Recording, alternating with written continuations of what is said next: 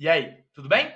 Olha só, galerinha, a gente tá em vias de ver este quadro tão conhecido, tão maravilhoso e que é uma das primeiras fake news aí na história do Brasil. A gente tá em vias de ver esse quadro acontecer, né? O Grito do Ipiranga, quadro de Pedro Américo, que está ali localizado no Museu Paulista, que é o famosíssimo Museu do Ipiranga, que está fechado, ó, tem uma cota já. Espero que o quadro ainda esteja lá, porque o museu faz tanto tempo que está fechado que nem dá para a gente saber o que está acontecendo lá dentro, né? Mas confio lá, porque é um museu organizado, né, e controlado pela USP, então eu acho que tá tudo bem com ele até este momento, tá certo?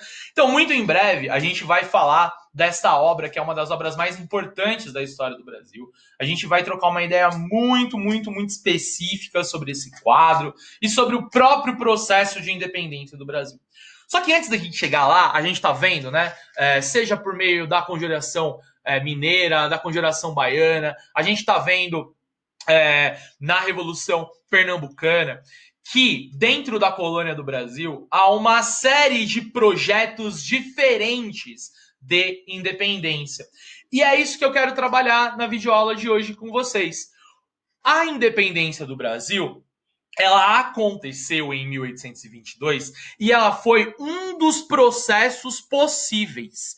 Por quê? Muitos outros projetos de independência estavam sendo discutidos no Brasil daquele período.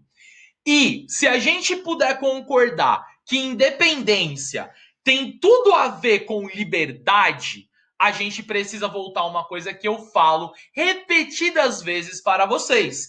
Liberdade para mim é a minha louça lavada. Liberdade para vocês pode significar poder sair, poder fazer o que bem entender, ter a sua liberdade pessoal. Essa brincadeira serve para quê? Para que a gente perceba que liberdade e independência são coisas muito diferentes para membros da elite, para as pessoas das classes médias e para os escravos e para os indígenas. Então, o que a gente vai ver aqui é tentar identificar como estava colocada essa ideia de liberdade para as demais populações do Brasil neste período que a gente está estudando. Fechado? Para isso, a gente vai retroceder o nosso olhar, analisando uma obra, analisando um documento histórico que mostra como que os escravizados aqui no Brasil lutaram, se organizaram e tentaram conquistar as suas liberdades, tá certo? Vocês vão ver neste quadro aqui que a independência do Brasil, no que tange, né, a representação de Pedro Américo, foi um processo no qual os escravizados não participaram. Mas por que eles não participaram? Onde eles estão? Por que o Pedro Américo não os representa? E por que a independência não traz liberdade para essa população de escravizados do Brasil? É para isso que vai servir a videoaula de hoje, para que a gente possa discutir esses pontos através de uma atividade que a gente vai fazer junto. Fechou? Então vamos para ela. Antes da gente começar a analisar esse documento histórico, que é um dos mais incríveis, é um documento que, quando eu entrei em contato com ele pela primeira vez, eu sei exatamente o dia que foi que o meu professor de História do Brasil 1 apresentou esse livro e esse documento, e foi um grande marco na minha vida, porque eu fiquei extremamente impactado por ele, e eu espero que eu consiga aqui mostrar para vocês quais são esses impactos, por que ele é tão incrível e tão especial, assim, né? Mas, antes da gente falar disso, é super importante a gente explicar e compreender e analisar um fator central e chave para a gente entender a não presença dos escravizados no processo de independência, certo? Primeiro, os escravizados, eles lutaram sim pela independência do Brasil. A gente vai analisar isso mais para frente, mas aquele quadro que não coloca os escravos no processo é um quadro que serve para camuflar o papel dos escravizados nessa independência. Então eles estão ali, eles só não são contados pela nossa história e pela nossa memória. Outro ponto é, por que a independência não trouxe direitos para os escravos. E aí a gente precisa entender o que são direitos para os escravos. O que todo escravo quer? Deixar de ser escravo. Isso é óbvio, isso está dado, faz parte, né, da sua luta principal. O fato de a independência do Brasil não ter garantido a abolição da escravidão significa que a independência do Brasil foi um processo conduzido e dirigido pelas elites. Tá claro esse ponto? Isso é fundamental para a gente partir. Isso é importantíssimo da gente começar entendendo. Porque é assim que vai se constituir o Brasil enquanto país. Um Brasil que vai ser feito pelas elites e para as elites. Então foi esse processo das elites que não garantiu a abolição. E não garantiu por quê? Porque as elites ganham dinheiro com o trabalho escravo. Certo? Agora, um ponto que é central para a gente é, de fato, olhar para a questão da escravidão e entender que os escravos estavam ali e estavam lutando. E aqui a gente chega no exercício, na análise do documento e no tema central da videoaula de hoje. A gente vai analisar, então, como os escravizados lutaram. Tudo bem? E justamente para isso, a gente está utilizando aqui de base para essa videoaula uma atividade do próprio livro didático de vocês. A gente tem, então, lá na página... ai, meu Deus, qual é o número da página? Bom, é o último exercício aí da unidade 5 de vocês. Como eu estou aqui com o livro online, eu não tenho o número da página, tá? Mas, de qualquer forma, eu posso pegar ela agora. Então tá lá na página 120 e na página 121 do livro didático de vocês. A gente tem, então, aquela seção Arquivo Vivo, que fala um pouco pra gente sobre Zumbi e Pai João. Ou nenhum dos dois. Vamos ver do que o texto está falando e vamos entender um pouco? A escravização, presente em todo o sistema colonial estabelecido nas Américas, é conhecida por fundamentar-se na violência e no controle absoluto dos homens, mulheres e crianças negras que viveram no continente. No Brasil, a expressão entre zumbi e pai João surgiu para denominar duas formas opostas de comportamento entre os escravizados. Zumbi seria aquele que se rebelava ou fugia do cativeiro. Pai João, por sua vez, seria aquele que se conformava com sua posição e assim colaborava com a estrutura escravista. Zumbi, aquele dos Palmares, aquele dos Quilombos, muitos de vocês conhecem, estudaram, sabem de quem a gente está falando. É a representação do escravo que se rebela contra o seu senhor, que foge da fazenda, que vai para bem longe, que cria um quilombo, que nada mais é do que uma espécie de cidade autônoma e que vive ali fora do sistema de escravidão. É, então, dentro desse sistema de resistência, a representação máxima, que é a fuga. Do outro lado, a gente tem a figura histórica de Pai João, o escravo que acaba se conformando com a estrutura da escravidão e que acaba até mesmo colaborando para aquela estrutura de escravidão. A gente começou a olhar para a história da resistência dos escravos aqui no Brasil e colocar aqui a ideia de que uns foram zumbi e outros foram Pai João. Uns fugiam e os outros se conformavam. E a gente não olhou para o que está no meio entre o zumbi e o Pai João. Porque não é todo escravo que se consegue a estrutura, a condição para fugir. E, obviamente, que os escravos eles não estão conformados com a sua condição de escravo, mas eles estão tentando juntar forças para conseguir resistir a essa violência.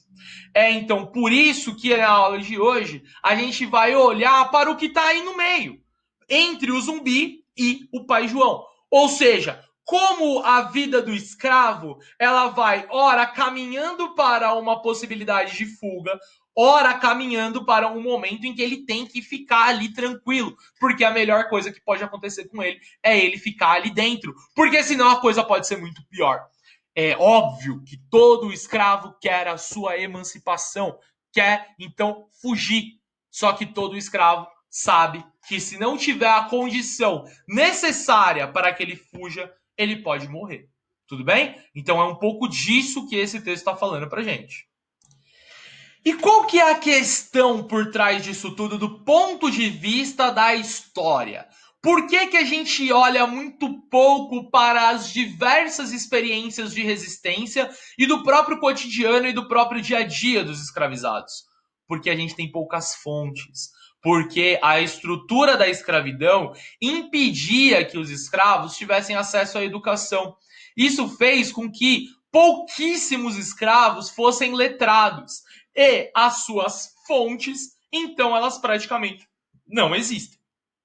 E aqui entra então este documento que eu comecei a aula falando, né? Que é uma das únicas fontes escritas de escravos e que é então brilhante para a gente poder trabalhar essas questões que estão aí colocadas entre o escravo que foge, representado por Zumbi, e entre o escravo que se conforma, representado pelo pai João. Essa fonte, esse documento, é um tratado proposto a Manuel da Silva Ferreira pelos seus escravos durante o tempo em que se conservaram levantados.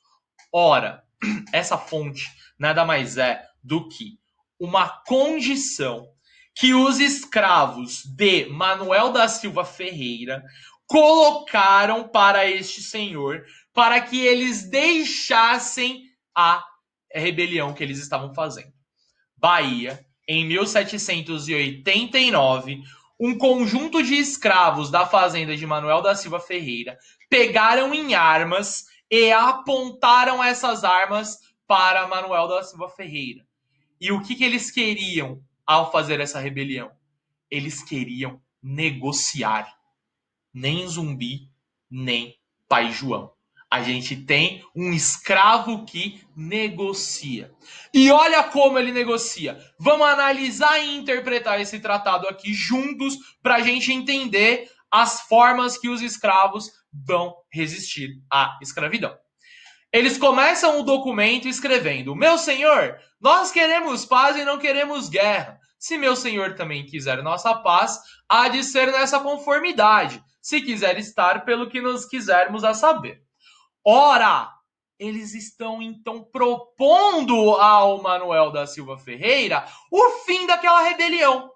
Olha, Manuel da Silva Ferreira, se você quiser que a gente pare de ameaçar você, sua família, e voltemos a trabalhar, você precisa atender às nossas demandas. E quais são as demandas desses escravos? Eles dizem que em cada semana nos há de dar os dias de sexta-feira e de sábado para trabalharmos para nós, não tirando um destes dias por causa de dia santo. Eles querem trabalhar para eles mesmos. É isso que esse primeiro objetivo está colocado aqui. Eles querem que 2 dias por semana eles possam deixar de trabalhar na plantação de cana-de-açúcar do senhor Manuel da Silva Ferreira e trabalhem na sua própria lavoura.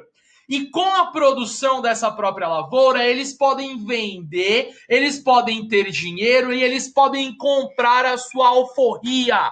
Percebem o elemento brilhante desse documento?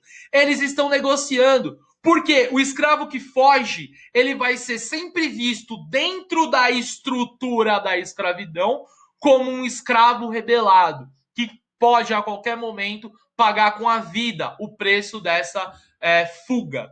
Já o escravo que consegue comprar sua alforria, ele é livre. Ele não precisa se preocupar com a lei, porque a lei está do lado dele. Vocês estão entendendo a genialidade deste documento? Esse documento mostra pra gente como que o escravo ele é um agente da sua própria vida e ele consegue entender a estrutura da escravidão que está colocada para ele, e ao entender essa estrutura, ele usa essa própria estrutura para fugir da escravidão, para resistir à escravidão. Aqui a gente pode continuar então para ver outros pontos que os escravos querem ao se rebelar. Para podermos viver, nos há de dar rede, tarrafa e canoas. Eles também querem então ferramentas para pesca, que também vai servir de mercadoria para que eles possam, então, comprar a sua alforria. Faça uma barca grande para quando for para a Bahia. Nós metermos as nossas cargas para não pagarmos frete. Eles também querem usar o próprio meio de transporte do Senhor para levar estes produtos para ser vendido. E com isso eles vão lucrar mais, não vão precisar pagar o preço do frete. Olha a genialidade disso. Olha a genialidade dessa outra questão aqui. Eles dizem que os atuais feitores, eles não querem. Faça a eleição de outros com a nossa aprovação. Os escravos se rebelaram contra o feitor. Vamos relembrar? Feitor é aquela figura que, né, exerce o poder e o controle sobre o escravo, que castiga o escravo. Então esses escravos se rebelaram contra esses feitores. Quando acabar a rebelião, eles podem aceitar os mesmos feitores? Claro que não. Se eles aceitam esses mesmos feitores, muito provavelmente esses feitores vão se vingar desses escravos. Então eles querem outros que eles mesmos aprovem, para que eles não sofram retaliação por aquilo que eles fizeram. Olha a genialidade dessas pessoas. Um outro ponto interessantíssimo aqui é quando eles pedem que eles querem plantar nosso arroz onde quisermos e em qualquer brejo, sem que para isso peçamos licença. Então eles querem um espaço dentro daquele grande latifúndio para que eles possam plantar os seus próprios produtos e com isso fazer dinheiro para comprar a sua alforria, tá certo? E por fim, eu queria destacar esse último ponto porque ele é muito interessante para a gente. Os escravos pedem para poderem brincar, folgar e cantar em todos os tempos que quisermos, sem que nos impeça e nem seja preciso licença. Eu queria muito que vocês grifassem esse trecho aí, porque esse trecho ele é muito emblemático para entender como o sistema de escravidão ele é muito mais complexo do que apenas o trabalho compulsório. Tá certo? A gente já vai voltar a isso daqui a pouquinho. Vai grifando aí no livro de vocês enquanto isso. O que a gente vai fazer agora, para finalizar essa videoaula, é ler e interpretar esse documento. A gente já fez isso. Então agora, vocês vão aí fazer a atividade que é de identificação deste documento histórico. Portanto, vocês devem responder quem são os autores desse documento, a quem o texto se dirige e do que trata o texto. E por fim, respondendo a questão D, a gente pode aqui fazer um grande encerramento desta videoaula. Porque essa videoaula, então, ela serve para a gente desconstruir os estereótipos dos escravos resistentes e de todos os escravos. Então o escravo, ele é sempre aquele que foge, que é o grande resistente, que luta contra a escravidão, ou ele é sempre aquele escravo que se conforma, passivo, que não fez nada para acabar com a escravidão? Esses estereótipos, eles dão conta de descrever toda a experiência dos escravos? É claro que não. Esses estereótipos, eles não servem para a gente conseguir compreender toda a experiência da escravidão e toda a experiência da resistência contra a escravidão. Entendam uma coisa: o escravo, ele sempre luta contra o sistema da escravidão. Só que ele, assim como nós, lutamos com as armas que nós temos, com as armas que temos para lutar naquele momento. E lutamos de acordo com as condições que estão colocadas para gente. Então eu quero que vocês respondam. Em sua opinião, os estereótipos de Zumbi e Pai João dão conta de qualificar as pessoas que escreveram esse texto? Os escravos que escreveram esse texto, eles são colocados como Zumbi ou como Pai João? Nem como um e nem como o outro. Concordam comigo? Porque eles não fugiram, mas eles não se conformaram. Eles lutaram com as armas que eles tinham. E é esse a grande coisa que traz esse documento pra gente. Mostra como o cotidiano da escravidão é um cotidiano complexo e muito interessante da gente analisar em toda a sua profundidade. Como eu falei para vocês, há também essa última frase. poderemos brincar, folgar e cantar em todos os tempos que quisermos, sem que nos impeça e nem seja preciso licença. Ora, aqui a gente precisa responder então essa questão 5 e vamos aproveitar esse finalzinho de videoaula para a gente trabalhar sobre ela. Por que eles precisavam fazer essa solicitação de poderem brincar, folgar e cantar? Eu quero que vocês registrem no caderno quais são as ideias, quais são as hipóteses que vocês têm a partir dessa frase. E aqui a gente precisa entender um ponto. O sistema de escravidão, ele não é um sistema que apenas obriga ao trabalho compulsório. Ele também tira direitos como a liberdade, a cultura, a língua e várias outras esferas do dia a dia desses escravos. Então, não é apenas o trabalho compulsório. O sistema de escravidão é um sistema tão nefasto, tão perverso, que ele tira a própria liberdade do escravo de poder cantar aquilo que ele quer cantar. E é por isso, é aqui que entra essa frase. Porque muitas vezes a gente não tem como escapar da realidade que nos é imposta.